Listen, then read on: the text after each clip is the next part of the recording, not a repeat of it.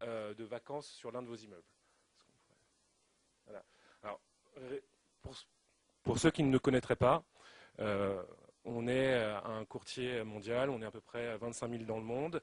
En France, on gère 250 millions d'euros de primes entre la construction et l'immobilier, donc la PNO, la DO et toutes ces polices que vous connaissez déjà. On est un département de 95 personnes spécialisées dans le domaine. Et on a déjà 100 millions de mètres carrés en gestion. Donc on connaît les contrats, on connaît vos contrats et on a quelques clients dans la salle et quelques prospects d'ailleurs. Quelques références pour qui on travaille déjà, ICANN, Nexity, GE, Real Estate, BNPPI, etc., etc., etc. Donc là, c'était juste pour vous dire que on connaît bien le domaine et qu'on en parle en toute connaissance de cause. Alors, le premier point, c'est l'enjeu pour les assureurs. Comme vous le savez, les assureurs ne sont pas des philanthropes. Donc, ils ont remarqué, statistiques sinistres à l'appui, que sur un bâtiment vacant, ils avaient plus de sinistres, ça leur coûtait plus cher, pour différentes raisons. Les détériorations naturelles, qui peuvent être des dégâts des eaux non maîtrisés, parce que quand on a quelqu'un à l'intérieur de l'immeuble, quand il y a une fuite, on s'en rend rapidement compte, donc on peut agir. Quand il n'y a personne dans l'immeuble, eh ben, la fuite, elle continue, elle continue, elle continue, et ça peut vous pourrir un immeuble en entier. Même chose pour un incendie. Quand vous avez des personnes habitant dans l'immeuble, la fumée, ils vont appeler tout de suite les pompiers. Donc intervention plus rapide, donc des sinistres moins importants, des sinistres moins fréquents. En plus de ça, le risque de squat pour un assureur est un risque mauvais parce que les squatteurs ont tendance à accélérer les détériorations immobilières, à voler des câbles, etc., etc., etc. Donc aujourd'hui, l'assureur déteste la vacance pour la bonne et simple raison que ça lui coûte de l'argent. Or, quand ça lui coûte de l'argent, c'est à vous que ça va en coûter au final, d'une manière ou d'une autre. Donc, l'assureur, aujourd'hui, réagit par plusieurs moyens. Il peut vous obliger, par contrat, par le contrat d'assurance, à faire gardienner votre immeuble. Il peut vous obliger à le faire sous vidéosurveillance 24 heures sur 24. Ensuite, il peut vous obliger à le déclarer. Comme ça, lui, à la fin de l'année, il peut vous dire, vous avez 20% de votre portefeuille qui est en vacances, je vais devoir augmenter votre prime.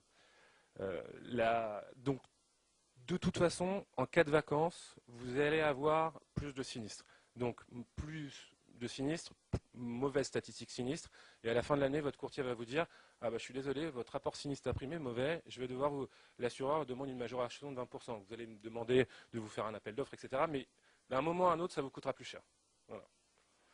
Et pour finir, pour des gens qui ont vraiment des portefeuilles d'immeubles à haut risque, il va tout simplement être très difficile de vous faire assurer parce que les assureurs ne voudront pas subir ce risque. Alors, maintenant, on a vu le point de vue des assureurs. Maintenant, on va voir le point de vue des propriétaires qui sont mes clients. Quand je vais vous dire qu'il vous faut faire de la vidéosurveillance, vous allez me dire que ça coûte cher. Pareil pour les frais de gardiennage. Vous avez aussi peur du squat, parce que vous savez très bien tous que ça peut coûter. Après, il y a un autre point qui n'a pas encore été tout à fait abordé, c'est le risque d'image. Vous avez un bâtiment squatté, vous avez des gens, il y a un feu qui prend, il y a des gens qui meurent dedans. Ou alors, il y a des banderoles partout dans Paris. On a vu dernièrement dans la presse un certain nombre d'endroits squattés ou vacants depuis des années. On a quelques grands assureurs eux-mêmes qui se sont fait prendre au piège et qui ont eu droit à des articles ou à des reportages. Donc ce n'est pas un coût financier direct, mais bon, je pense que l'image de nos entreprises est importante pour nous tous et ce risque est quand même un risque non calculable, mais assez important.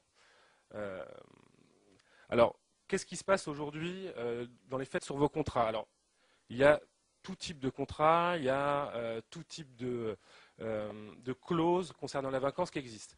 Les principales, c'est que en cas de vacances, on va vous augmenter à votre franchise. Au lieu d'avoir une franchise à 1 000 euros ou 10 000 euros, vous allez avoir une franchise à 150 000 euros. En cas de sinistre, 150 000 euros, ça ne fait jamais plaisir. Vous avez aussi des limitations de garantie, c'est-à-dire qu'on considère qu'on ne va plus vous couvrir que contre l'incendie, le dégât des eaux, les risques de terrorisme et en gros les catastrophes naturelles. Ce qui fait que tous les petits dégâts à côté, le bris de glace, etc., vous n'êtes plus couvert. Donc c'est à votre charge. Il y a certains assureurs, comme je disais, qui vous obligent à déclarer la vacance. Dans ce cas-là, vous ne l'avez pas déclaré, vous avez un sinistre, vous n'avez juste pas couvert. Donc en cas d'incendie général, sinistre total, vous devez repayer vous-même le coût de reconstruction, donc c'est jamais une bonne nouvelle non plus.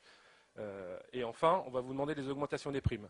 Alors tout ceci dépend des contrats. Il est vrai que sur les gros portefeuilles, on a des clauses très larges qui permettent quand même de limiter le risque de vacances. Il n'empêche que de toute façon, d'une manière ou d'une autre, on va vous demander soit de le couvrir par une solution ou une autre pour éviter le risque et pour éviter que vos statistiques sinistres se dégradent et qu'on vous appelle plus de primes. Donc, les solutions aujourd'hui qui sont acceptées par les assureurs, elles sont simples, vous les connaissez toutes.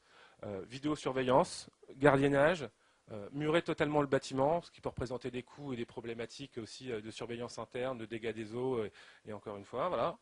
Et la nouvelle solution qui aujourd'hui est acceptée ou à faire accepter par les assureurs suivant les assureurs, c'est la protection par occupation qui aujourd'hui est acceptée par la plupart des assureurs pour la bonne et simple raison, c'est qu'ils connaissent ce principe dans d'autres pays européens. 90% des grands assureurs aujourd'hui présents sur le marché français sont des assureurs présents partout en Europe. Et donc, ils savent très bien que ça marche parce que leurs filiales dans les autres pays leur ont démontré clairement que les statistiques sinistres n'étaient pas dégradées plus que si c'était vidéosurveillé ou gardienné. De ce fait, cette solution existe.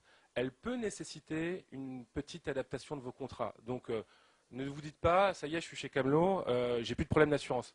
Il faut demander à votre courtier quand même de vérifier que les clauses sont adaptées à ce type de protection. C'est simple, c'est rapide et ça sera de toute façon positif pour l'assureur, donc il n'y a aucune raison de refuser une modification contractuelle. Pour en revenir à la question de monsieur tout à l'heure concernant l'assurance en cas de non-départ d'un locataire, aujourd'hui, ce produit de non-départ n'existe pas sur le marché.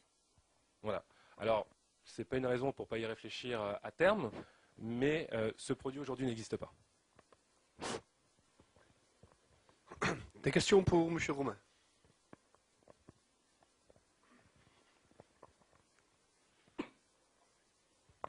Oui, bonjour. L'État est son propre assureur, donc il n'est pas concerné par ces... Est-ce qu'à l'étranger, c'est également le cas? Tout à l'heure, vous nous avez cité le cas d'une caserne britannique. Est-ce qu'en Angleterre, l'État est également son propre assureur? L'État, même en France, l'État n'est pas toujours son assureur. Ça dépend des domaines, ça dépend des ministères et ça dépend d'un certain nombre de choses. Le ministère de la Défense, pardon. Oui. Dans le ministère de la Défense, je suis du ministère de la Défense. Dans ce cas-là, nous sommes notre propre assureur, donc on n'est pas, si vous voulez, forcément dans cette configuration ou intéressé pour compenser le coût des assurances. C'est une autre démarche qui ne peut nous intéresser, mais c'est pas celle-là. Mais j'aurais voulu savoir si à l'étranger c'était le cas aussi. Je sais pas. La plupart du temps, c'est le cas. Hein. Sur la j'enchaîne sur ma deuxième question, si vous voulez bien. Deuxième question, c'est donc le ministère de la Défense est son propre assureur. Est-ce que votre procédé là, on peut l'imaginer qu'il soit cessible dans le cas où l'État vend son immeuble à une collectivité territoriale, par exemple, ce qui est notre démarche quotidienne, est-ce qu'on peut, et que la collectivité territoriale n'a pas de projet immédiat sur les immeubles, est-ce qu'on peut imaginer que vous assurez vous passez de l'un à l'autre, d'un propriétaire à l'autre, et dans ce cas-là, effectivement, par contre, le nouvel acquéreur, lui, il est confronté à un problème d'assurance. Alors, juste pour un premier point, vous êtes votre propre assureur. Un des objectifs de la présentation que j'ai faite, c'est juste de démontrer que les assureurs ont vu que ça leur coûtait cher. Donc, si vous êtes votre propre assureur, ça veut juste dire que quand vous êtes en vacances, ça vous coûte plus cher que quand vous n'êtes pas en vacances. Ah oui, donc, le gardiennage, que ce soit la peau du dos. Sous forme de prime d'assurance ou sous forme de coûts associés, de toute façon, ça vous coûte plus cher. Absolument. Pour votre problématique concernant la défense, on verra ça peut-être en aparté avec John Mills, pour répondre directement, qui est le directeur Europe de l'Ouest, et qui a notamment, lui, en sous contrat des biens avec la RAF, en fait, en Angleterre. Très bien.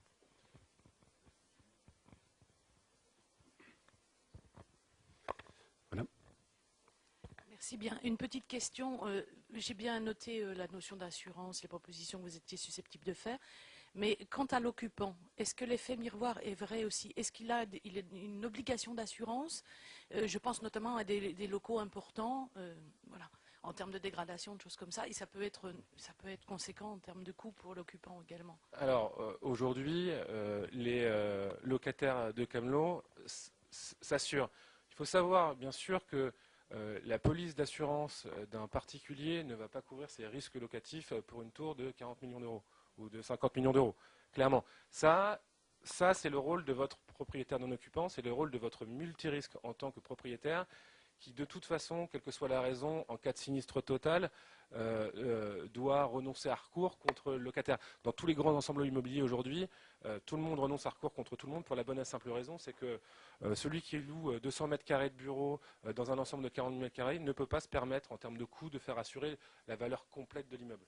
Donc aujourd'hui, ce n'est pas un souci parce que le marché est déjà organisé de telle manière à ce que dès qu'on rentre sur des gros ensembles immobiliers, les renonciations à recours se mettent en place quand les clauses de baux sont efficientes. Et de toute façon, il y a même des conventions entre assureurs et des obligations sur le sujet. Donc oui, votre locataire ne va pas assurer votre immeuble, ça c'est sûr. Mais c'est à votre police d'assurance de couvrir ce risque.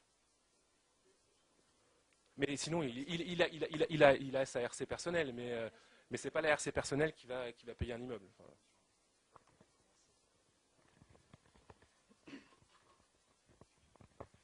oui, peut-être que le problème va être traité ultérieurement, donc dites-le moi.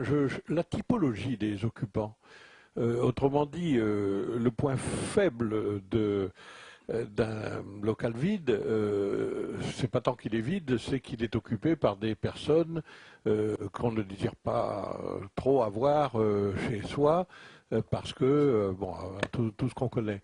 Vous avez dit que vous aviez un soin extrême de ça, et donc, quelle est la typologie, et est-ce que cette typologie change avec les pays? Et sur la France, finalement, quels sont les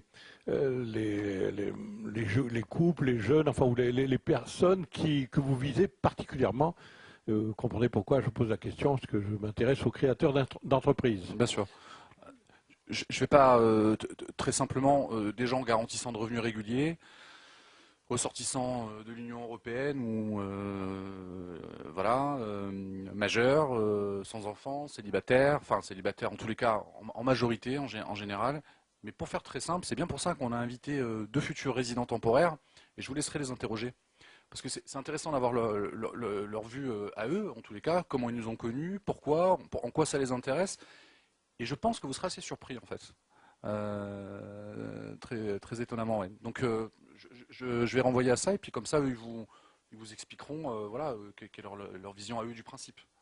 Voilà. L'idée étant, je ne l'ai pas dit, mais c'est important pour nous parce que c'est un concept clé chez nous, de maintenir un équilibre gagnant-gagnant tout le temps, tant pour le résident temporaire que pour le propriétaire. Nous, on n'est pas plus pro-propriétaire que pro-résident. On est vraiment entre les deux et on est garant de cet équilibre. Voilà. Monsieur, si, il y a une typologie, entre guillemets, mais ils vont venir, ils vont en parler, puis après je redresserai, voilà. Mais on n'est pas sur des aspects non plus très très fermés, on est au même titre que pour les biens, on peut traiter sur tout type de biens, et on a l'esprit assez ouvert, hein, pour de toute façon rester toujours innovant, hein, donc bien entendu, mais voilà. J'ai peut-être proposé il y a d'autres questions pour Romain, non? Non? On peut faire un break, ouais, je pense, ouais, boire un café, se reposer un peu, et puis voilà, pour une 10-15 minutes. Ouais. 10 minutes, ouais, 10 minutes, je pense que c'est bien.